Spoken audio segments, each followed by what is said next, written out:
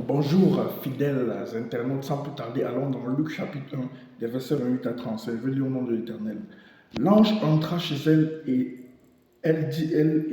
dit, je te salue, toi qui as une grâce, toi à qui une grâce a été faite. Le Seigneur est avec toi. Tu es bénie parmi les femmes. Troublée par cette parole, Marie se demandait ce que pouvait signifier une telle salutation.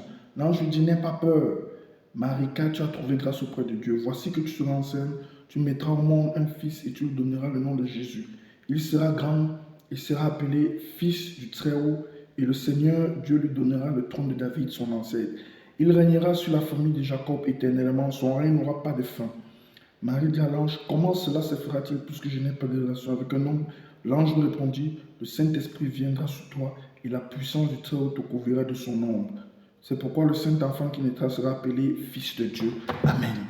Donc, nous voyons ici les questions de la naissance du Sauveur du monde, du Dieu fait homme qui est Jésus-Christ, la parole incarnée.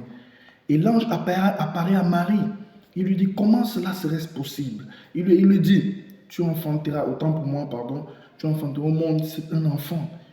Et il ne sera pas comme les autres. Parce que c'est l'ombre du Saint-Esprit qui te couvrira.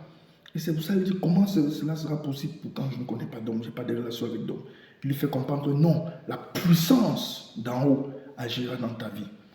Au travers même, nous savons tous que Jésus est venu, vient de la lignée d'Abraham, parce que Abraham, qui est considéré comme le père de la foi, et c'est à travers Abraham qu'il a pu avoir la formation du peuple d'Israël, au travers duquel est venu le Messie, ce Messie qui est Jésus.